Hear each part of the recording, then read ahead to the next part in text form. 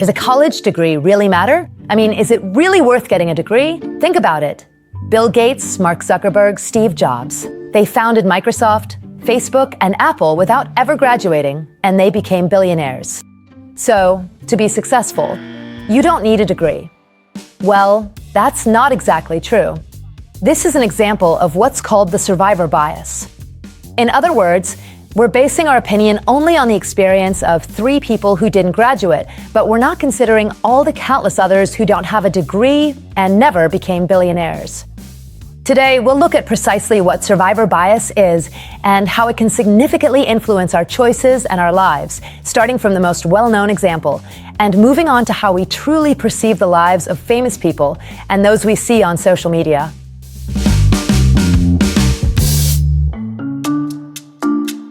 Let's start by saying that a bias is a prejudice, a distortion in our thinking that leads us to conclusions that don't reflect reality. In the case of survivor bias, the mistake is relying on what we see and ignoring what is harder to notice.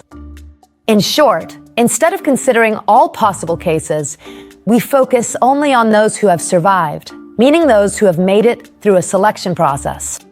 In the case of billionaires, the survivors are the few who managed to succeed. And we're ignoring all those people who made the same choices but failed. And this gives us a distorted view of reality. The most famous example of survivor bias dates back to World War II. At that time, the US military examined planes that returned to base damaged by enemy fire, and they did this to figure out how to reinforce them, how to make them stronger and harder to shoot down in future missions.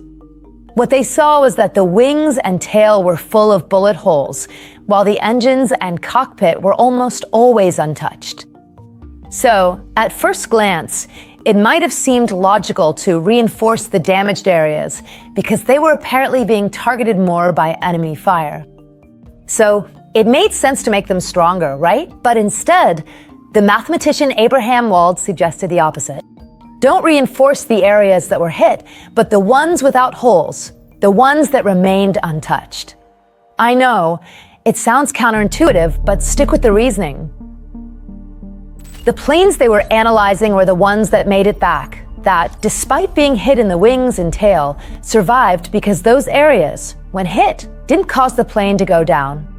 There were no surviving planes with hits to the engines or the cockpit because planes hit in those areas went down. In other words, the seemingly untouched areas were actually the most vulnerable, and so they needed to be reinforced.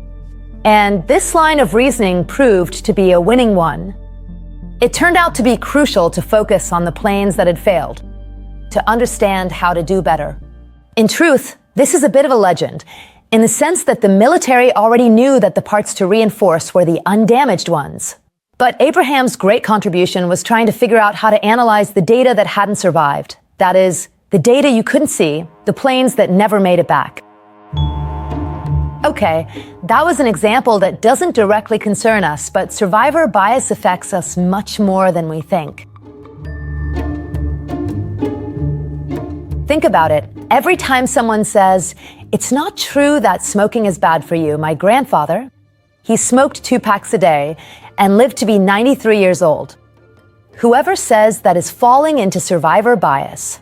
They're not looking at the whole problem, but are basing their opinion only on those who literally survived.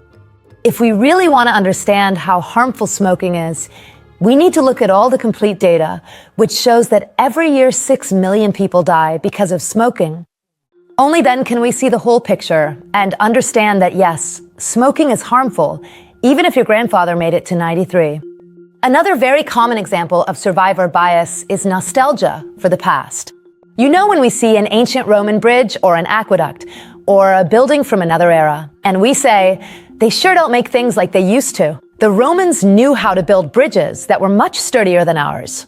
Look, they've lasted all the way until now. This is another case of survivor bias.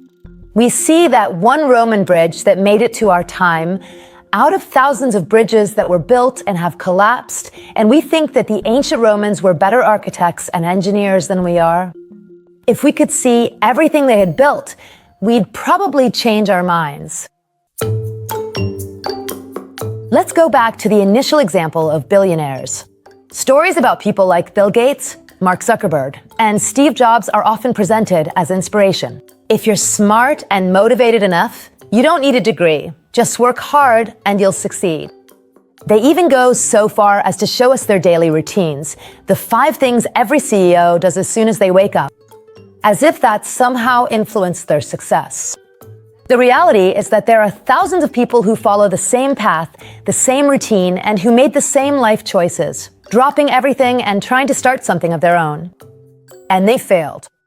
Sure, there are people who made it and tell us that it's possible, in some cases, to succeed without graduating.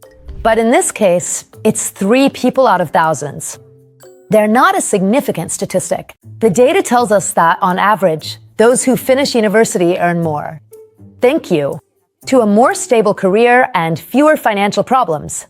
So if we want to understand how to live long, how to build bridges that last, and how to create successful companies, it's not enough to just look at what those who survived did.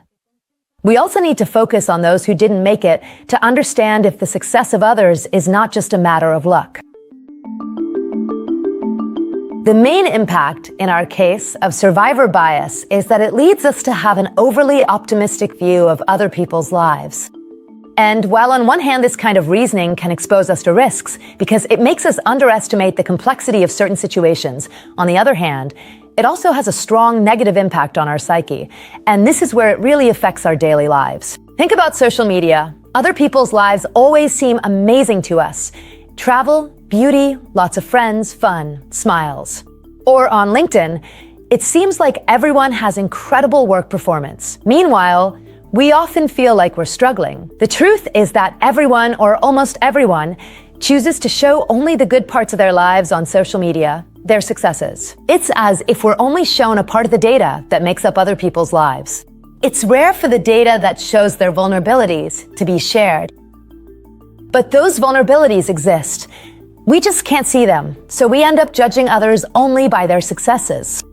And this happens a lot with famous people, too. We tend to think their lives are amazing. We idealize them without considering the effort or difficulties that might be behind a seemingly successful life. Of course, this doesn't mean we should ignore successes and focus only on failures. Far from it. It means we should always ask ourselves whether we're looking at a situation or at a problem in its entirety, or if we're missing some fundamental information that would allow us to have a complete picture of reality. So, what can we do to avoid falling into this kind of reasoning that makes us see reality in a distorted way? In statistics, the solution is to always ask ourselves what's missing from the data set we have available, and to try to make our data set as complete as possible so that we can really carry out an accurate analysis. And this applies to us too, to our lives and our choices.